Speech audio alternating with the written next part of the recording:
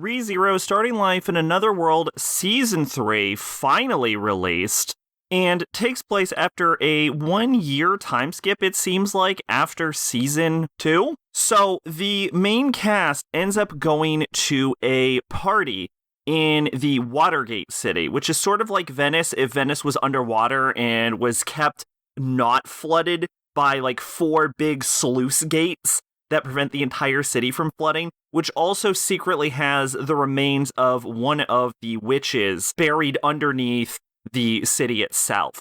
Anyway, what ends up happening is the city ends up besieged by not 1, not 2, but 4 sin archbishops, being, I want to say, greed, gluttony, wrath, and lust. I will say that some of the archbishops stand out more than others as far as their characterization goes. Gluttony is like a motherfucker who has done the most damage probably throughout the entire series, but is also the one I feel like has the bit of the weakest characterization. I do feel like personality-wise, the other 3 stood out a lot more.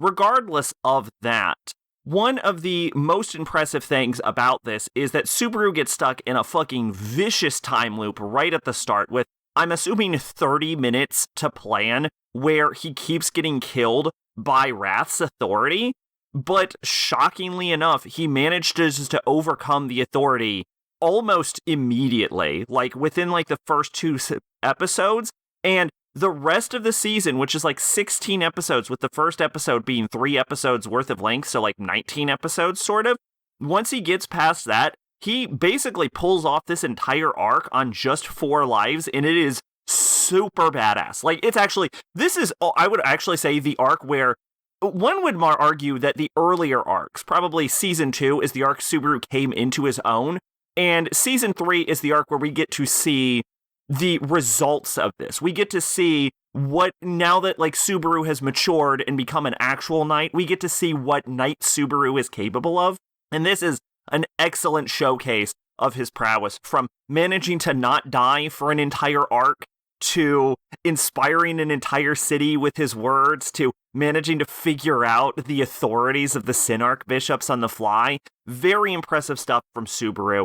And there's also other bits, like, first off, this is, I'm going to throw this out here, this is the best season of ReZero so far. I definitely enjoyed this the most. We got a bit of intrigue with Garf, and we get to learn about a bit of his backstory. We get to learn about Reinhard and Wilhelm and their crazy family dynamic that almost sort of gets resolved, but leaves the door open for further developments as their sort of like family situation is fracturing. And quite a few bits of this season actually, like, almost brought a tear to my eye. Very emotionally charged. It's very well done in every aspect. Even, like, Amelia gets some good shots in this. This is the season we learn that Amelia has hands. And because we know she's, like, a very powerful magic user, she lands a fucking 53-hit combo on a dude in this. It is all around a great time. The ending 2 episodes are a little weak because they have to do with gluttony. Because gluttony is definitely the weakest aspect of the season, definitely the weakest of the Sin Archbishops, and that whole plotline doesn't get resolved. In fact, it's used as a setup for what I assume would be a Season 4 sort of thing, which Season 4 has already been confirmed. So, clearly it's going somewhere, but I will say that the last 2 episodes were a lot weaker than the preceding. Not that it's necessarily bad or what have you, but very unsatisfying. The plan to take out gluttony was not as solid as their plan to take out the other Sin Archbishops. And I think a lot of that has to do with resource diversification and the fact that they sort of blew their load on the other 3s, because they only have so many top-tier fighters, so one of the Sin Archbishops had to get left to the wayside, and unfortunately, Gluttony got the easy fight. So, regardless, I will say that this is a really good showing for Priscilla, one of the princess selection candidates, which is, I would say, the one that I have forgotten the most fucking details about. And I fucking love her after this season. She is a fantastic character. And Al's got, like, these mysteries being set up. There's a lot going on here. I actually realized I could ramble about all of the little things the season did well throughout this entire time. But honestly, it's more like this season had no misses, is sort of the thing. Like, it managed to do basically everything right to a pretty high degree.